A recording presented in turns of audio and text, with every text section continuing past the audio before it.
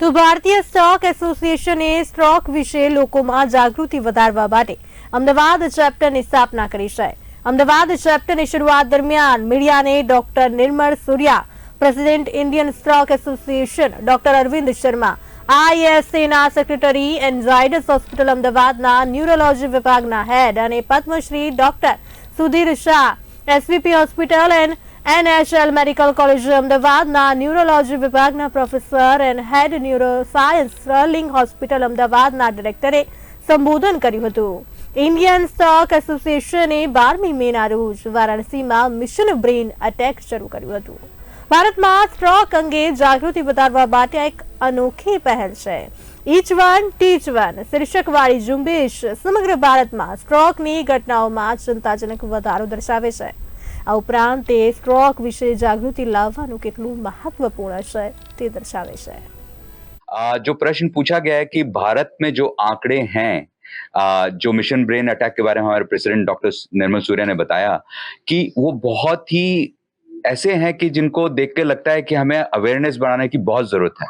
अगर आप जो दवाई के बारे में पूछें, क्लॉट बस्टर ड्रग जो दी जाती है वो लेस देन 1% अक्रॉस इंडिया दे पाते हैं, जबकि इतनी सारी स्कीम्स चल रही हैं, इतना सारा सब कुछ गवर्नमेंट उसको फ्री कर रही है, तो भी पेशेंट नहीं पहुंच पाते हैं।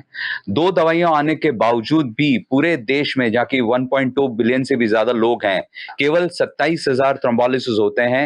और अगर आप स्ट्रोक देखें तो उस हिसाब से मिनिमम 25 लाख से ऊपर थ्रोम्बोलिसिस होने चाहिए। ऐसा नहीं है कि इंफ्रास्ट्रक्चर नहीं है, सीटी स्कैन नहीं है, कि हम ट्रीटमेंट नहीं कर सकते हैं। प्रूव कि इसकी अवेयरनेस की ज्यादा से ज्यादा जरूरत है, और उसी के पक्ष को लेते हुए हमने इंडियन स्ट्रोक एसोसिएशन ने सारे across India primary stroke centre, जहां गांव में जैसे PHC होता है, जहां पे CT स्कैन है, हम ये प्रोग्राम स्टार्ट किया मिशन ब्रेन अटैक का, फिजिशियन को ट्रेन करने का, जिससे ज्यादा से ज्यादा थ्रोम्बोलिसिस गांव में पहुंच सके। पहले तो ये बता दूं कि अनफॉर्चुनेटली हिंदुस्तान में दूसरी दुनिया के कंपेयर करते हुए स्ट्रोक जो है वो 10 साल पहले हो रहा है। तो अगर वेस्ट में स्ट्रोक 50 और 60 साल की उम्र में आ रहा है, तो हिंदुस्तान में 40 से 50 साल की उम्र में स्ट्रोक हो रहा है। और हमारे यहाँ कई सारे पेशेंट हैं जो 40 के नीचे 30 साल में भी स्ट्रोक हो रहे हैं। तो स्ट्रोक का प्रिडोमिनेंटली क्या कारण है? इसका कारण 2 हो सकता है। एक तो हार्ट में अगर इरेगुलर बीट हो या होल हो तो उसकी वजह से भी स्ट्रोक आ सकता है। लेकिन सबसे इंपॉर्टेंट कारण है स्मोकिंग, टोबैको, इरेगुलर फूड। जो आज हम सब लोग फास्ट फूड, सब लोग पिज्ज़ा, बर्गर, मैकडोनल्ड यहाँ पर खाना खाते हैं, फ्रेश फ्रूट वेजिटेबल के ऊपर ध्यान नहीं है, रेगुलर एक्सरसाइज नहीं है लोगों की, हाई कोलेस्ट्रॉल है, ओबेसिटी है।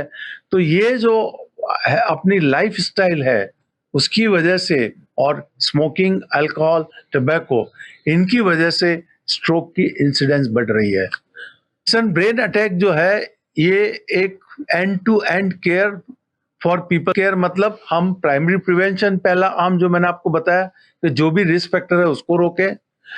मिडल आर्म जो है वो एक्यूट मैनेजमेंट, मतलब आपको सिम्टम्स जल्दी से मालूम करें। बी फास्ट ध्यान में रखें, B for balance, E for I disturbance, F for face asymmetry, A for arm weakness, S for speech disturbance.